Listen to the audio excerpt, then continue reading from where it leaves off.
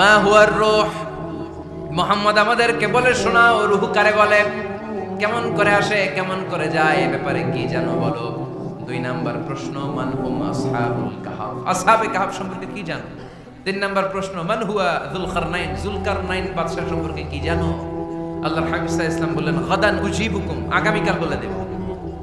কি বললেন? সবাই বলেন উত্তরে কি বললেন? আগামীকাল বলে দেব। তো আগামীকাল সবাই এসে হাজির। বলো, 3টা প্রশ্ন রেখেছিলাম গতকাল, উত্তর বলো। আল্লাহর হাবিব সাল্লাল্লাহু আলাইহি ওয়াসাল্লাম বলতে পারলেন না, কারণ ওহী আসেনি। তিনি ছিলেন ওহী নির্ভর, ডিপেন্ডেন্ট অন ওয়াহি, dependent on revelation, guided by the ওয়াহি। তিনি এর পরের দিনে বললেন গাদান উজিবুকুম, আগামীকাল বলবো। এর পরের দিনে এরা এসে হাজির, উত্তর নাই। আল্লাহর হাবিব সাল্লাল্লাহু আলাইহি ওয়াসাল্লাম আবারও বললেন গাদান উজিবুকুম, আগামীকাল বলবো। এর পরের দিনে এরা এসে হাজির। এরকম 1 দিন 2 দিন 3 দিন নয়, টানা 15 দিন আল্লাহর হাবিব সাল্লাল্লাহু আলাইহি ওয়াসাল্লামের প্রশ্নগুলোর উত্তর করতে পারেন নাই। আল্লাহর হাবিব সাল্লাল্লাহু আলাইহি সাল্লামের নবুয়তী জিন্দেগিতে এত বিব্রতকর পরিস্থিতিতে তিনি কখনো পড়েন নাই। ইহুদিরা প্রতিদিন এসে হট্টগোল করে আর মক্কায় রটনা ছড়ায়, দেখো এই লোকটা যদি সত্যি নবী হতো তাহলে তো উত্তর করতে পারতো, ঠিক কি না? যেহেতু উত্তর করতে পারে না, আসলে সে আসল নবী নয়, সে ভণ্ড নবী, মিথ্যা নবী। পড়েন না আউযুবিল্লাহ।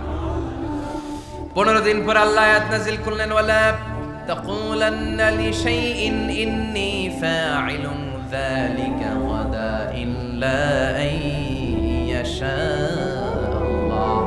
ও নবী, ভবিষ্যতের ব্যাপারে সামনে থেকে যখন আপনি ওয়াদা দিবেন, ওয়াদা দেওয়ার সময় ইনশাআল্লাহ শব্দটা মিলিয়ে দিবেন। সুবহানাল্লাহ পড়েন। আল্লাহর হাবিব সাল্লাল্লাহু আলাইহি সাল্লামকে শিখানোর মধ্য দিয়ে গোটা উম্মাহকে আল্লাহ শিখাই দিলেন যে ভবিষ্যতের কমিটমেন্ট যখন দিব, প্রমিস যখন দিব, প্রমিস দেওয়ার সময় কি বলবো? কি বলবো? আল্লাহর হাবিব সাল্লাল্লাহু আলাইহি সাল্লাম ইনশাআল্লাহ বলতে ভুলে গিয়েছিলেন। এজন্য 15 দিন টানা 15 দিন ওহী আসে নাই। আল্লাহর হাবিব সাল্লাল্লাহু আলাইহি সাল্লাম একবার মসজিদে নববীতে ঢুকলেন, ঢুকেই দেখলেন সাহাবারা কথা বলছে। এক সাহাবী বললেন, আমার কাছে তো সবচেয়ে অবাক লাগে যে আল্লাহ তাআলা সর্বপ্রথম যে মানুষকে বানালেন ওনার নাম কি? সবাই পড়েন। তুমি মাটির আদমকে প্রথম সৃষ্টি করিয়া ঘোষণা করিয়া দিলে শ্রেষ্ঠ বলিয়া, তাই তো নূরের ফেরেশতা করে আদমকে সেজদা, ঠিক কি না? তাই তো নূরের ফেরেশতা করে আদমকে সেজদা, সবার চেয়ে সম্মান দিলে মাটির আদমকে। আল্লাহু আল্লাহু তুমি জাল্লে জালালুহু, শেষ করা তো যায় না গে তোমার গুণগান। আল্লাহু আল্লাহু, সুবহানাল্লাহ পড়েন। এই সাহাবী বললেন যে আমার কাছে সবচেয়ে অবাক লাগে যে আল্লাহ তাআলা প্রথম মানুষ হিসেবে আদম আলাইহিস সালামকে বানালেন আর ওনাকে উপাধি দিলেন সফিউল্লাহ। আদম আলাইহিস সালামের উপাধি উত্তর দিতে হবে আওয়াজ করে। আদম আলাইহিস সালামের উপাধি কি ছিল? সফিউল্লাহ। আল্লাহর হাবিব সাল্লাল্লাহু আলাইহি ওয়াসাল্লাম দূরে দাঁড়িয়ে শুনছেন সাহাবাদের কনভারসেশন। আরেক সাহাবা বললেন, আরে আমার কাছে তো এর চেয়েও বেশি অবাক লাগে যে তিনি মূসা আলাইহিস সালামকে বানিয়েছেন নাজিউল্লাহ। নাজিউল্লাহ, যে আল্লাহর সাথে না যা ইউনাজি মুনাজাত করে, গোপনে কথা বলে, কালিমুল্লাহ। এটা অবাক লাগে যে আল্লাহ তাআলা কোনো মিডিয়া ছাড়া, বায়া ছাড়া, মাধ্যম ছাড়া পৃথিবীর একটা মানুষের সাথে সরাসরি কথা বলবেন। আমার কাছে তো ওনার মর্যাদাটা সবচেয়ে বড় মর্যাদা মনে হয়, উনি নাজিউল্লাহ। আরেক সাহাবা বললেন, আমার কাছে তো এর চেয়েও বেশি অবাক লাগে সাইয়েদনা ইব্রাহিম আলাইহিস সালামের ব্যাপারটা, কারণ ওনাকে আল্লাহ তাআলা বানিয়েছেন খলিলুল্লাহ। তাহলে একজনকে পাওয়া গেল সফিউল্লাহ, আরেক নবীকে পাওয়া গেল কালিমুল্লাহ বা নাজিউল্লাহ, আরেক নবীকে পাওয়া গেল খলিলুল্লাহ। এই কনভারসেশন যখন আল্লাহর হাবিব সাল্লাল্লাহু আলাইহি ওয়াসাল্লাম শুনলেন, আল্লাহর হাবিব সাল্লাল্লাহু আলাইহি ওয়াসাল্লাম মসজিদে নববীতে প্রবেশ করে সাহাবাদেরকে বললেন, তোমরা যা বলেছো আমি সব শুনেছি, তোমরা যা বলেছো সব সত্যই বলেছো, ঠিকই বলেছো। আল্লাহ তাআলা একজনকে বানিয়েছেন সফিউল্লাহ, একজনকে বানিয়েছেন খলিলুল্লাহ, একজনকে বানিয়েছেন কালিমুল্লাহ। তবে জেনে রেখো আমি হচ্ছি হাবিবুল্লাহ, আমি Habibullah. The higher status, the highest peak of the status, সবচেয়ে উঁচু স্ট্যাটাস হচ্ছে আমার। খলিলুল্লাহ মানে আল্লাহর বন্ধু, হাবিবুল্লাহ মানে হচ্ছে আল্লাহর বন্ধু। কিন্তু খলিলুল্লাহ এমন বন্ধু যেই বন্ধু আল্লাহকে খুশি করার জন্য কাজ করে, আর হাবিবুল্লাহ হচ্ছে আল্লাহর এমন বন্ধু যেই বন্ধুকে খুশি রাখার জন্য আল্লাহ নিজেই কাজ করে। আল্লাহর হাবিব সাল্লাল্লাহু আলাইহি ওয়াসাল্লাম ছিলেন হাবিবুল্লাহ। চিল্লায় বলেন তিনি কি ছিলেন? হাবিবুল্লাহ। হাবিবুল্লাহ। এত মর্যাদা, এত সম্মান, এত স্ট্যাটাস গোটা বিশ্বের দ্বিতীয় কারো আছে? আল্লাহর হাবিব সাল্লাল্লাহু আলাইহি ইসলামের নুরানি চেহারার মতো চেহারা পৃথিবীর অন্য কারো আছে? কোন দিক দিয়ে আল্লাহর হাবিবের সাথে কোনো মানুষের কোনো ধরনের কম্প্যারিজন, তুলনা চলতে পারে না। Whether it's the fitness, whether it's the skin colour, whether it's the sound, whether it's the status, is out of any kind of comparison. তিনি সব ধরনের তুলনার ঊর্ধ্বে। As a father, as a teacher, as a commander, as a lawgiver, as a lawmaker, as a reformer of the society, Muhammad is the superman of the world. সুবহানাল্লাহ পড়তে পারলেন না? স্বামী হিসেবে, বাবা হিসেবে, নেতা হিসেবে, সমাজ সংস্কারক হিসেবে, নবী হিসেবে আল্লাহ রাসূল সাল্লাল্লাহু আলাইহি ওয়াসাল্লাম হচ্ছেন এই পৃথিবীর একজন সুপারম্যান। আল্লাহু আকবার। যার উপর একবার দুরূদ পড়লে 10টি রহমত নাজিল করে কে? 10টি গুনাহ মাফ করে কে? যিনি দুরূদ পড়লো তার স্ট্যাটাসকে 10 গুণ বাড়িয়ে দেয় কে? ওই হাবিব সাল্লাল্লাহু আলাইহি ওয়াসাল্লামের উম্মত হতে পেরে আমরা খুশি না বেজা? আমরা আল্লাহর রাসূল সাল্লাল্লাহু আলাইহি ওয়াসাল্লামকে আজকে জানার চেষ্টা করব কোরআনের আলোকে। ইনশাআল্লাহ পড়েন। আল্লাহর হাবিব সাল্লাল্লাহু আলাইহি ওয়াসাল্লাম এতটাই মর্যাদার অধিকারী, ওনার স্ট্যাটাস এত হাই, উনি যদি ওনার মুখ দিয়ে কখনো বলেছেন ইয়েস, ওটা শরীয়তেও ইয়েস। উনি যদি মুখ ফসকে কখনো বলেছেন নো, মানে না, এটা শরীয়তেও না।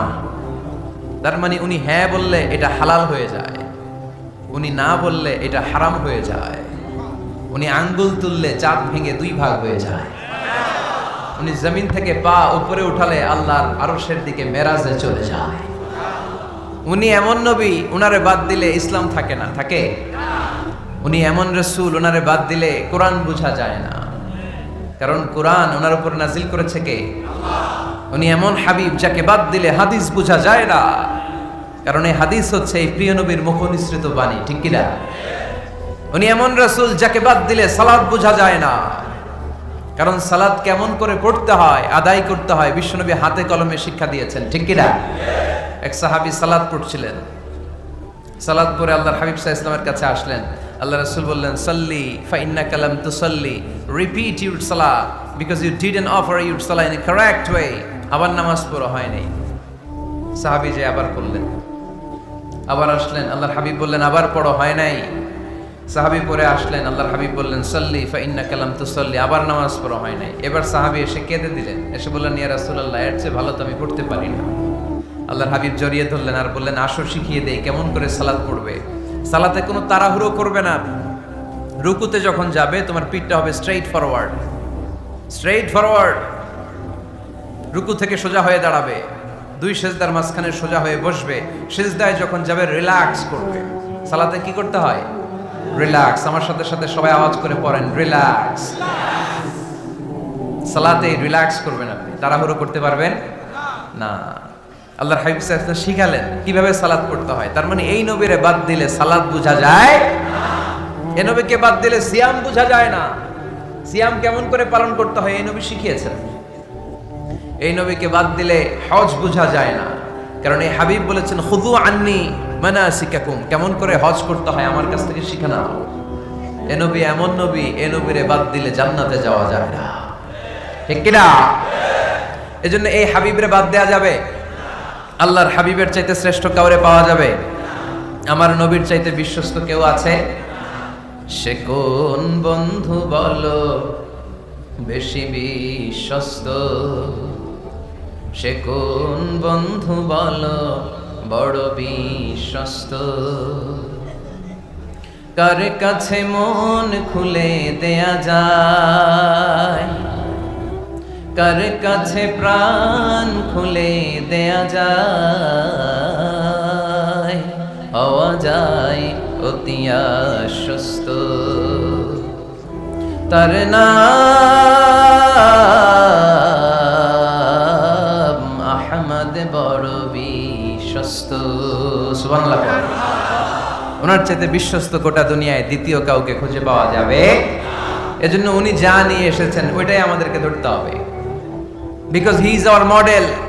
তিনি আমাদের সেলিব্রিটি, তিনি আমাদের মডেল। তিনি যেমন যেমন করেছেন তেমন তেমন করলে লাভ না লস? আওয়াজ করে বলতে হবে লাভ না লস? এজন্য আল্লাহর হাবিব সাল্লাল্লাহু আলাইহি ওয়াসাল্লামের আদর্শই আমাদের আদর্শ, ঠিক কি না? ওমা আতাকুমুর রাসূলু ফাখুযুহু ওমা নাহাকুম আনহু ফান্তাহু। Whatever he brings with, take it. Whatever he forbids, abstain from it. তিনি যা নিয়ে এসেছেন ধরো, তিনি যা নিষেধ করেছেন ছাড়ো। পারা যাবে? আমি প্রশ্ন করি, উত্তর দেন। তিনি যা নিয়ে এসেছেন ধরো। আওয়াজ করে বলবেন, তিনি যা নিয়ে এসেছেন, তিনি যা নিষেধ করেছেন এতেই কল্যাণ, দুনিয়াতেও কল্যাণ, আখিরাতেও কল্যাণ, ঠিক কি না? যা নিয়ে এসেছেন এতে বারাকাত, যা নিয়ে এসেছেন এতে কল্যাণ, যা নিয়ে এসেছেন এতে রাহমা, যেটাই নিষেধ করেছেন ওটার মধ্যে গজব, ঠিক কি না? যেটাই নিষেধ করেছেন ওটার মধ্যে ক্ষতি, যা তিনি বারণ করেছেন ওইটাতে লস। আমরা লসের খাতায় নাম তুলতে চাই না। এজন্য আল্লাহর হাবিব সাল্লাল্লাহু আলাইহি ওয়াসাল্লাম যা নিয়ে এসেছেন আমরা সেটাই ধরব, যা থেকে তিনি বারণ করেছেন ওটা ছাড়বো। আমাদের মডেল হচ্ছে নবীরা, ঠিক কি না? নায়ক নায়িকা, গায়ক গায়িকা, ক্রিকেটার, বিজনেস ম্যাগনেট, এরা আমাদের মডেল নয়। আমাদের মডেল হচ্ছে বিশ্বনবী মুহাম্মদ সাল্লাল্লাহু আলাইহি ওয়াসাল্লাম। ইউরোপে বর্তমানে এই নামটা সবচেয়ে বেশি জনপ্রিয়, MUHAMMAD। সুবহানাল্লাহ পড়বেন না? সবচেয়ে জনপ্রিয় নাম কি? মুহাম্মদ। কারণ ইউরোপের ইয়াং সোসাইটির, মুসলিম ইয়াং সোসাইটির ছেলেরা এমন ভাবে তারা দাওয়াতি কাজ করতে শুরু করেছে, বিষ্ণু ইসা ইসলামের নামটা গোটা ইউরোপ জুড়ে ছড়িয়ে পড়েছে। কিছু ছেলে ক্লিনলিনেস অ্যাওয়ারনেস ক্যাম্পেইন করেছে, পরিচ্ছন্নতা অভিযান, যেখানেই ময়লা ক্লিন করে, কিন্তু কোনো কথা বলে না। প্রত্যেক একটা টি শার্ট গায়ে দেয়, একটা গেঞ্জি পরে, ওই টি শার্টের পেছনে লেখা থাকে MUHAMMAD, মানে কি? মুহাম্মদ। যারাই তাদের কার্যক্রম দেখে তারা দেখে তাদের গেঞ্জির পিছনে লেখা MUHAMMAD। কি চমৎকার আইডিয়া! ইউরোপিয়ান লোকদের মাথায় চিন্তা, কারা এরা, এত ভদ্র কেন, কেন এত পরিচ্ছন্নতার অভিযান করে, আর তাদের গেঞ্জির পিছনে এই শব্দটা লেখা কেন, MUHAMMAD? Who is this? Who is this personality? We don't know anything about him. আমরা তো কিছু জানি না ওনার ব্যাপারে। Then they search in Google. তারা গুগল করে, ইন্টারনেটে সার্চ দেয়, মুহাম্মদ লিখে, ইন্টারনেট তাদেরকে মুহাম্মদ সাল্লাল্লাহু আলাইহি ওয়াসাল্লামের জীবনী দিয়ে দেয়। তারা মনের অজান্তেই বিশ্বনবীর জীবনী জেনে বিশ্বনবীর আশেক হয়ে যায়, বিশ্বনবীর প্রেমে পাগল হয়ে যায়। যাদের নসিব ভালো, অনেকে কালিমা পড়ে মুসলমান হয়ে যায়। এজন্য বিশ্বনবী সাল্লাল্লাহু আলাইহি ওয়াসাল্লাম তিনি হচ্ছেন আমাদের মডেল, ঠিক কি না? তিনি যা এনেছেন সেটা আমরা ধরবো, তিনি যা নিষেধ করেছেন সেটা আমরা ছাড়বো। আমরা যদি আল্লাহর ভালোবাসা পেতে চাই, বিশ্বনবী সাল্লাল্লাহু আলাইহি ওয়াসাল্লামের আনুগত্যের দরকার আছে না নাই? এজন্য আল্লাহ বললেন, কুল ইন কুনতুম তুহিব্বুনাল্লাহা ফাত্তাবিউনি ইউহিব্বুকুমুল্লাহ ওয়া ইয়াগফির লাকুম যুনুবাকুম ওয়াল্লাহু গফুরুর রহিম। আল্লাহকে যে পাইতে চায়, হযরত কে ভালোবেসে, আরশ কুরসি লৌহ কালাম না চাইতে পেয়েছে সে। রাসূল নামের রশি ধরে যেতে হবে আল্লাহর ঘরে। নদী তরঙ্গে যে পড়েছে ভাই দরিয়াতে সে আপনি মেশে। হযরতের অনুসরণে আরশ কুরসি লৌহ কালাম না চাইতে পেয়েছে সে। সুবহানাল্লাহ পড়ে। এজন্য আল্লাহর হাবিব সাল্লাল্লাহু আলাইহি ওয়াসাল্লামের ভালোবাসা আমাদের অন্তরে থাকার দরকার আছে না নাই? আনুগত্যের দরকার আছে না নাই? তাহলেই আল্লাহর ভালোবাসা পাওয়া যাবে, ঠিক কি না? আজকে আমরা কোরআনের আলোকে আল্লাহর হাবিব সাল্লাল্লাহু আলাইহি ওয়াসাল্লামকে চিনব। আমরা কোরআন থেকে জানার চেষ্টা করব তিনি কেমন ছিলেন, কেমন ছিলেন আমার প্রিয় রাসূল। কোরআনুল কারীম থেকে যদি আমরা বিষ্ণু ইসলামের পরিচয় জানতে চাই, কোরআন সর্বপ্রথম আল্লাহর হাবিবের যে পরিচয়টা আমাদেরকে দিবে, কোরআন বলবে তিনি হচ্ছেন রাসূলুল্লাহ। আমাদের প্রিয় নবীর সবচেয়ে বড় টাইটেলের নাম কি? রাসূলুল্লাহ। সবাই আওয়াজ করে পড়বেন, টাইটেলটার নাম কি? পৃথিবীতে এর চেয়ে বড় টাইটেল আছে? এমপি বলেন, মন্ত্রী বলেন, যাই বলেন না কেন, ধনকুবের বলেন, রাসূলুল্লাহর উপরে কোনো টাইটেল নাই, ঠিক কিনা? কেউ চাইলেই রাসূলুল্লাহ হতে পারে না, হতে পারে? আমরা সবাই মিলে যদি একজনের ভোট দেই, উনি তো রাসূল হয়ে যাবে, তাই না? হবে না? ভোট দিয়ে রাসূল বানানো যায় না? আমাদের মানব জাতির সাথে যদি জিন জাতি একাত্মতা পোষণ করে, মানব জাতি আর জিন জাতিও যদি ভোট দেয়, তাহলে তো রাসূল হবে। ফেরেশতারা যদি বলে আমরাও আছি সাথে, তাহলেও রাসূল বানানো যাবে না। তার মানে রাসূল ইলেকশনে হয় না, রাসূল হয় সিলেকশনে। আর সিলেক্ট করেন কে?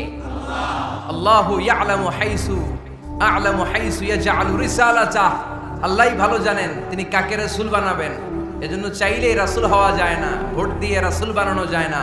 রাসূল সিলেক্ট করেন একজন, চিল্লায় বলেন তিনি কে? এজন্য কালামুল্লাহ মাজিদে বিশ্বনবীর সর্বপ্রথম যে পরিচয়টা পাওয়া যায়, কোরআন আমাদের সামনে আমাদের নবীর পরিচয় করিয়ে দিচ্ছেন, মুহাম্মাদুর রাসূলুল্লাহ ওয়াল্লাযীনা মাআহু আশিদ্দাউ আলাল কুফফারি রুহামাউ বাইনাহুম। কোরআন সর্বপ্রথম বিশ্বনবীর পরিচয় আমাদের সামনে তুলে ধরলেন আর বলল, কোরআন আমাদেরকে জানিয়ে দিল আমাদের প্রিয় নবীর প্রথম টাইটেল হলো, তিনি হলেন রাসূলুল্লাহ সাল্লাল্লাহু আলাইহি ওয়াসাল্লাম। তাহলে আল্লাহর হাবিব সাল্লাল্লাহু আলাইহি ওয়াসাল্লামের প্রথম পরিচয় রাসূলুল্লাহ। আওয়াজ করে বলেন তো, প্রথম পরিচয় কি? রাসূলুল্লাহ। তিনি আল্লাহর বার্তাবাহক, আল্লাহ তাআলার পক্ষ থেকে বাণীবাহকের কাজ তিনি করেন। কিন্তু আমার নবী এতটাই বিনয়ী ছিলেন, এতটাই হাম্বল ছিলেন, আউট অফ হাম্বলনেস তিনি নিজেকে রাসূল বলে পরিচয় করে দেওয়ার আগে তিনি নিজেকে আল্লাহর দাস বা গোলাম বলে পরিচয় দিতেন। পড়েন সুবহানাল্লাহ। বিনয়ের কারণে তিনি বলতেন, ইন্নী আব্দুল্লাহি ওয়া রাসূলুহু, নিশ্চয় আমি আল্লাহর দাস, নিশ্চয় আমি আল্লাহর গোলাম, তারপর আমি আল্লাহর রাসূল। আল্লাহর হাবিব যখন আল্লাহর কাছে দোয়া করতেন, আল্লাহর হাবিব বলতেন, আল্লাহুম্মা ইন্নী আবদুক ওয়া ইবনু আবদিক ওয়া ইবনু আমাতিক নাসিয়াতি বিয়াদিক। আল্লাহর হাবিব বলতেন, আল্লাহ আমি আপনার গোলাম, শুধু আমি আপনার গোলাম নই, আমি গোলামের ঘরের গোলাম। আল্লাহু আকবার। আমার বাবা আব্দুল্লাহ আপনার গোলাম, আমার দাদা আব্দুল মুত্তালিব আপনার গোলাম, আমার দাদার বাবা তিনিও আপনার গোলাম, আমার মা হলো আপনার বান্দি। সুবহানাল্লাহ পড়েন। তাহলে তিনি রাসূল হওয়ার পরেও তিনি নিজেকে গোলাম বলে পরিচয় দিতেন, দাস বলে পরিচয় দিতেন। আমরাও যখন সালাতে তাশাহুদে পড়ি, আশহাদু আল্লা ইলাহা ইল্লাল্লাহ ওয়া আশহাদু আন্না মুহাম্মাদান আবদুহু ওয়া রাসূলুহু, তিনি আল্লাহর আবদ, তিনি আল্লাহর দাস, তারপরে তিনি আল্লাহর রাসূল। বিনয়ের কারণে আল্লাহর হাবিব সাল্লাল্লাহু আলাইহি ওয়াসাল্লাম পরে রাসূল হিসেবে পরিচয়টা পেশ করতেন। আগে বলতেন আমি আল্লাহর গোলাম, আমি আল্লাহর। তিনি দোয়া করতেন, আল্লাহ আমি আপনার গোলাম, গোলামের ঘরের গোলাম, বান্দির ঘরের গোলাম। আল্লাহ আমার মাথার চুলের ঝুঁটি আপনার হাতের মুঠোয়, আপনি যেদিকে টান দিবেন আমি ওদিকে যেতে বাধ্য। আপনি ডানে টানলে আমি ডানে যাই, আপনি বায়ে টানলে আমি বায়ে যাই, যেখানে নেবেন আমি ওখানেই যেতে বাধ্য, ঠিক কি না? আউট অফ হাম্বলনেস, বিনয়ের কারণে। কি বিনয়ী ছিলেন বিষ্ণু ঈসা ইসলাম, তিনি আল্লাহর রাসূল, তারপরেও তিনি পরিচয় দিতেন, আল্লাহ আমি আপনার গোলাম। আওয়াজ করে পড়েন সুবহানাল্লাহ। তাহলে প্রথম যে পরিচয় কোরআন আমাদেরকে দিল সেটা হচ্ছে আমাদের প্রিয় নবী ছিলেন রাসূলুল্লাহ।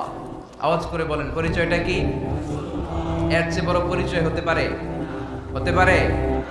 দ্বিতীয় পর্যায়ে কোরআন আমাদেরকে জানাচ্ছে যে তিনি শুধু রাসূলুল্লাহই নয়, তিনি শুধু আল্লাহর রাসূলই নন, তিনি হচ্ছেন শেষ রাসূল, তিনি হচ্ছেন শেষ নবী, তিনি খাতামুন নবিয়্যিন। ওনার পরে আর কোন নবী আসবে? চিল্লায় বলেন। হায়দারগঞ্জের একজন যদি ঘোষণা দেয় আমি নবী, কি করবেন? একজন কয় মায়ের কারে কয়, হ্যাঁ কি করবেন আপনারা? কি করবা? মায়ের আইজো মায়ের কাইলো মায়ের, মায়ের উপরে ওষুধ নাই, ঠিক কিনা? আল্লাহর হাবিব সাল্লাল্লাহু আলাইহি ওয়াসাল্লাম তিনি ছিলেন শেষ রাসূল। সাইয়েদনা আদম আলাইহিস সালাম থেকে শুরু করে ঈসা আলাইহিস সালাম পর্যন্ত এই যে নবী আসার যে চেইন, এই ধারাবাহিকতা, বিশ্ব নবীকে এই দুনিয়াতে পাঠিয়ে ওই চেইনকে আল্লাহ পরিপূর্ণ করে দিলেন। চিল্লায়ে পড়েন আল্লাহু আকবার। এজন্য কোরআন আমাদেরকে বলে, মা কানা মুহাম্মাদুন আবা আহাদিম মির রিজালিকুম ওয়ালাকিন রাসূলুল্লাহি ওয়া খাতামান নাবিয়্যিন।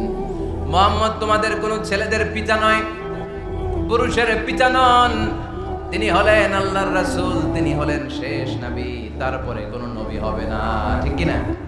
এজন্য আল্লাহর হাবিব বলতেন লা নবিয়্যা বা'দি, আমার পরে কোনো নবী নাই, ওয়ালা রাসূলা, আমার পরে কোনো রাসূলও নাই। তবে লাউ কানা বা'দি নবিয়্যুন লাকানা উমর, তবে আমার পরে যদি নবী হওয়ার যোগ্যতা কারো মধ্যে থাকে, আমার কলিজার টুকরা সাহাবা ওমরের সেই যোগ্যতা আছে। প্রভু তুমি বলেছো রাসূল দেবে না, বলনি দেবে না ওমর, বলনি দেবে না হামজা তারি, খালিদ বিজয় সমর।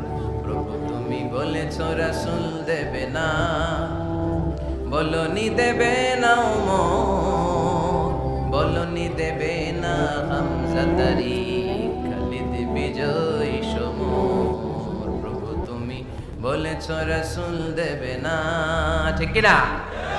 আল্লাহর হাবিব বললেন আমার পরে কোনো নবী নাই, আমার পরে কোনো রাসূল নাই, তবে আমার পরে যদি নবী হওয়ার যোগ্যতা কারো থাকে, ওমরের সেই যোগ্যতা আছে। সুবহানাল্লাহ পড়েন। আল্লাহর হাবিব সাল্লাল্লাহু আলাইহি ওয়াসাল্লামের জামানায় এক লোক নবুয়তি দাবি করেছিল, ওর নাম ছিল মুসাইলামা। নাম কি ছিল? নাম শুনছেন না আপনারা?